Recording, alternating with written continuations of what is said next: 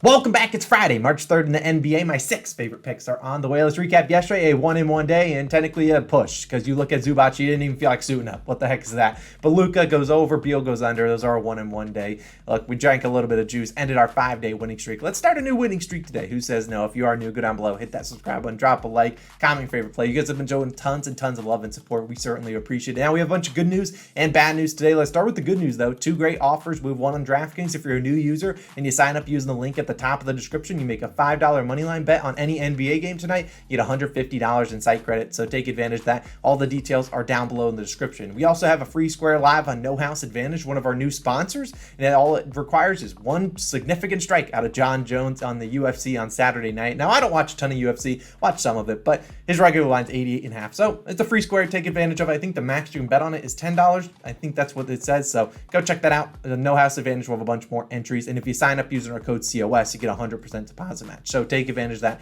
Details again in the description. Now, the bad news, I have to break it to you guys. There's no video on Saturday or Sunday. I know it sucks. It really does. I wish I probably don't miss a lot of days. I try to be consistent here every single day. So you won't see an NBA best bets video out of me for Saturday or Sunday. You'll have to wait until Monday. Enjoy the time, rest and relax with your family. Get ready, because on Monday, another good news, the ladder challenge is returning. So we will return with our $10 to $10,000. I get 10,000 comments every single day about it. So we'll be back. I will have a hype video, a TikTok, an Instagram reel, a YouTube short on Saturday. They'll be uploaded, so you can check that out. Show some love to that. Maybe that goes viral, but who knows? But also, if you're curious why I'm missing Saturday and Sunday, it's because my bachelor party is this weekend. I got engaged last year. My wedding is in a couple months, but my bachelor party is this weekend, so I'm gonna be a little tied up, if you know what I mean. Now let's hop into our favorite plays, though. We got 6 of them. Let's get out of here real quick. First one, and I would make this the best bet of the day, but I will not lose 1.5 units on this guy, and it's Marcus Smart over 11.5 points, minus 104 on FanDuel. You can take this at 12.5, or I don't mind a pivot of like 10 plus points. Maybe put a safe leg on any other game that you like, or like Tatum 6+ rebounds or something like that. Now, obviously, I don't have a best bet of the day. I don't want to force a pick. I like a lot of these picks, but I couldn't find my favorite out of all 6 of them. And honestly, I just don't want to lose 1.5 units on Marcus Smart, because we've lost. We haven't had the greatest track record with him, but I like what's coming into this matchup. Now, since the All-Star break, Smart played pretty well. 15, 10, 19, and 14 points. So going over in 3 of 4, he's attempted 11, 11, 15, and 11 field goal attempts, and played 35, 26, 34, and 36 minutes. So playing a lot of minutes, and he's shooting a lot. That's all you can ask for. And while I can't guarantee he shoots a lot today, can't guarantee he plays a lot of minutes, at least I think this Nets game, I think the Nets can keep this game close. Now, the Nets have stunk, and normally Mikal Bridges will be finding his way here. He will not be in this video, but I had to give him a shout out because he's the OG.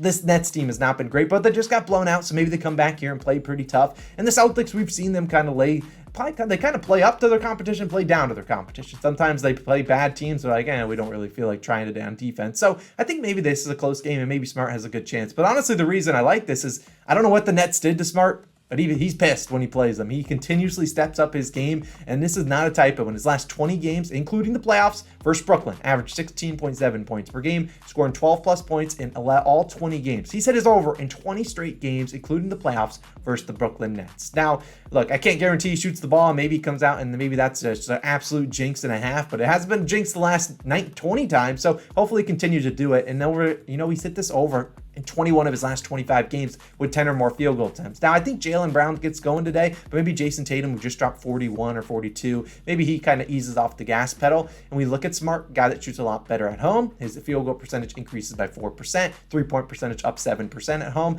And if he could shoot 10-ish times, all we're asking for him is him to knock down some shots. I think he plays 25 to 30 minutes, regardless if this is a close game or a blowout. But I think he can get us 12 points. If he sees his first shot go through the hoop, he's going to keep firing it up. It's not like we're asking for 25 points out of Marcus Smart. All we're asking for is 12. I think that's a good line. I'll take us over 11.5 points. Now, let's keep it moving. We got a bunch more plays. Let's go into this next one. Anthony Davis, over 40.5 points plus rebounds, minus 110 on DraftKings. Now, if you want to take 41.5, go for it. If you want his PRA line, go for that. I don't see AD getting a ton of assists. Now, let's talk about him, though. You could take his points line. I honestly think he could score 30, 35 points today, but he's been grabbing a ton of rebounds, too. He could grab 15 to 20 rebounds, although not the best matchup for rebounds against Gobert. Now, we talked about AD. He obviously got their last game out. It was a back-to-back. They rested him on Wednesday, so he hasn't played since Tuesday. Should be well rested. His last 2 games, 45 and 47 points plus rebounds. We know LeBron's not there. He's played 37 and 36 minutes. shoot 20 and 19 times. We know AD, if he starts slow, is the guy, just like a Donovan Mitchell, just like any superstar. If he gets going, he could easily drop 20 points and get half of this in one quarter. He could get even more than half of this in one quarter. And the Lakers and Timberwolves are basically to pick them. The Lakers are underdogs, but they're at home. I imagine AD will play a little bit better, and he's been grabbing a lot of rebounds. And who's he going up against? Rudy Gobert. Now, Gobert is hit or miss. He's doesn't do a whole lot on the offensive side, not going to shoot any jump shots. So Anthony Davis just going to chill in the paint. Although Gobert will go for some offensive rebounds. So AD might not get a ton of rebounds, but we've seen him crushing the rebounds. But behind Gobert is Naz Reid. Naz Reid, very talented. He's a walking foul on defense. This man just hacks. If you get in the paint, he's just going to foul you. And so AD could be living at the line against that second unit. But with LeBron out for 3-ish, maybe even more weeks, the Lakers' playoff hopes are riding on the performance of AD. I think he could go out there and drop 35 or 40 points. I make this a no sweat bet. But we've seen him go out there and grab 25 points, like 18 rebounds. He's done that time and time again recently. So I'm going to take points plus rebounds. I think this is a good one. I like his over 40.5 points plus rebounds. Another really good one. You could put 1.5 units if you wanted to, but I'll just put 1 unit. AD is obviously, you never really know if he wants to get injured or not, if he feels like showing up. Now I got 4 more plays. Let's dive into this next one. DeAndre Ayton over 17.5 points, minus 115 on FanDuel. Now you can play it at 18.5, but be wary. Ayton is a guy that normally only hits 2-pointers and normally likes to end on 18 on the dot. So I think this is a big line getting at 17.5, or if you want to go for like a 15 plus points and then add a safety leg, maybe 15 from Durant. I think that should probably pretty hit. And speaking of Durant, in the first game with Durant, Ayton only had 16 points, finished a bucket short of hitting this, only had 10 field goal attempts and only 2 field goal attempts in the second half. They just did not give him the ball in the second half. Booker was cooking, and I don't blame him, but Ayton, he's better than that. And over his last 15 games, he's averaged 22.1 points per game, hitting this over in 12 of 15. Now, look at who they're facing, the Bulls.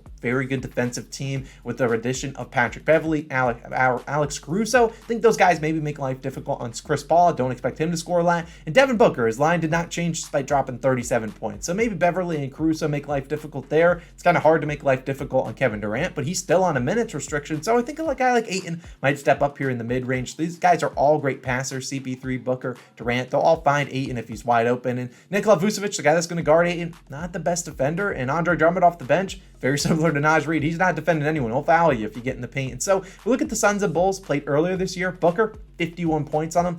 Ayton still dropped 30 points. Ayton's played well against Chicago in his career, scored 18 plus points in 6 of 8 career meetings. The only 2 games he didn't hit it, he had like 8 field goal attempts. So I think he shoots closer to 12 to 14 times tonight. He's a very high efficiency guy. He's going to shoot a lot of mid-range. He's very good at knocking down those shots. He's averaged 18.7 points per game this season. So I think this line is just a bit of an overcorrection. Last game it was 19.5, then they dropped it 2 points. Just because he didn't shoot him a lot in the second half. I think they get him going here. You think it's pretty easy. Ayton had 12 points in the first half last game. Then obviously he only scored 4 in the second half. I think this is more of an even game. I think he gets 10 and 10 maybe. Or maybe he drops 18 in the first half and we'd have the no sweat bet. Love Ayton's over 17.5 points. Now let's keep it rolling to another big man. Clint Capella of the Hawks over 23.5 PRAs, minus 115 on DraftKings. Now you can take this at 24.5. FanDuel didn't have a PRA line, so take his points plus rebounds line. It's not like a guy like Capella is going out there and getting 10 assists. That ain't happening. Now, Capella and the Hawks had their first first game under their new head coach, Quinn Snyder, and he played 35 minutes. And we saw Quinn Snyder with the Jazz loved having Rudy Gobert down there. So he likes to have a trustful, reliable receiver, or reliable, not thinking of the NFL, reliable center down low. And while Onyeka Okongwu did get into foul trouble, he was on track for 30 minutes played, and that's great because the last head coach, Nate McMillan, he was known for benching Capella in crunch time. Capella would sometimes play a lot going into the fourth, not see the floor. So I like to see him getting a lot of minutes, and he had a great game,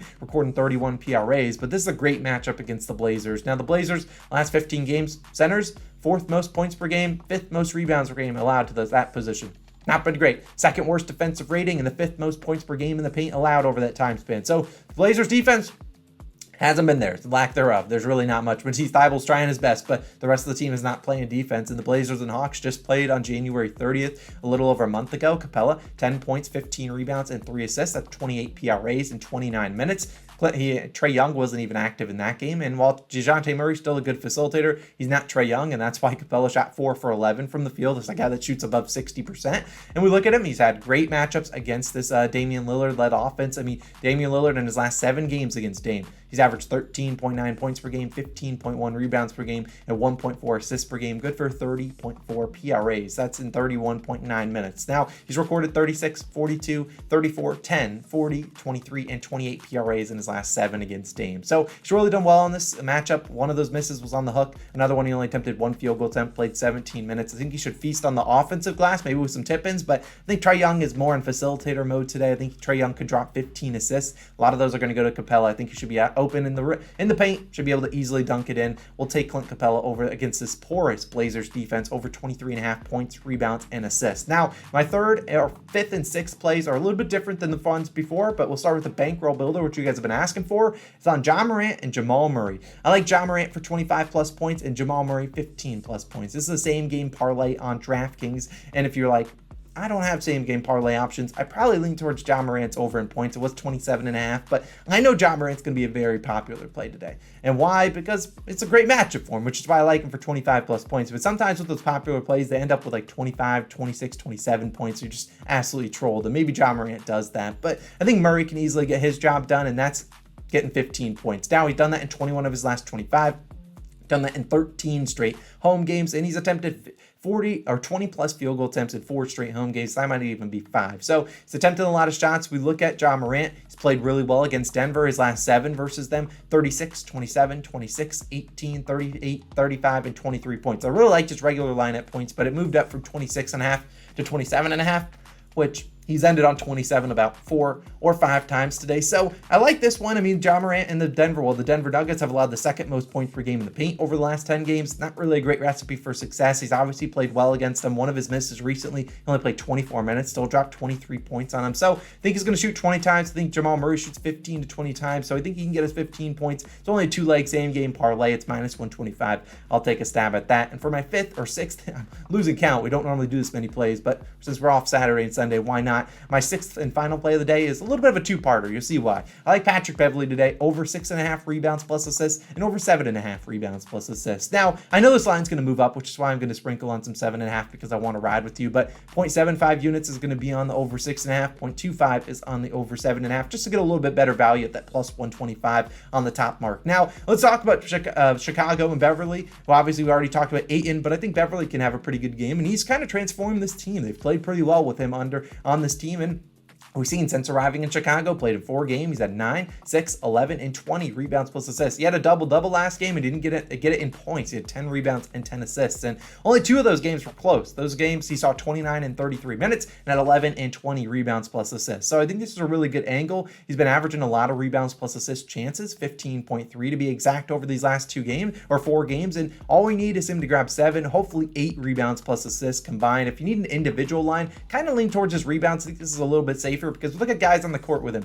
LaVine and DeRozan, 2 guys that don't really try for a lot of rebounds. Vucevic is going to, he'll try for his here and there. And then Caruso's out there, but I don't necessarily think he tries for a lot of rebounds. We look at Beverly, big energy guy. How do you get rebounds? You have to hustle for him. We know a guy like Beverly is going to go out there and hustle. He always could get into foul trouble, but either way, it's not like we're relying on him to play 35, 40 minutes. We're just relying on him to play his normal role, 25 to 34-ish minutes, and just pile up the rebounds and assists. He's not going to be asked to score. He's a guy that's capable of making those extra passes to guys like LaVine and DeRozan or Vucevic for knockdown jump shots, or even Caruso. So I really like Patrick Beverly. We're putting 1 unit total on his over and rebounds plus assists, just kind of splitting it. If he ends up with 7 on the dot, then we cash one of them. If he doesn't hit either of them, then we'll lose 1 unit, and that's fine with me. But hopefully he gets 8, 9, 10, maybe even more. Who cares? I love Patrick Beverly tonight. I think he has a good night. We'll take his over and rebounds plus assists. So those are my 6 favorite plays of the day. You guys have a great weekend. I'll see you guys back on Monday for that ladder challenge, plus our normal NBA bet picks videos. Hopefully we can go 6-0, celebrate, and have a great weekend. I'll see you guys back in the next one. If you ever want to sign up for DraftKings, that offer's down below. No Advantage, the offer's down below. Appreciate you guys as always. Have a great weekend. I'll see you guys back on Monday. Peace out.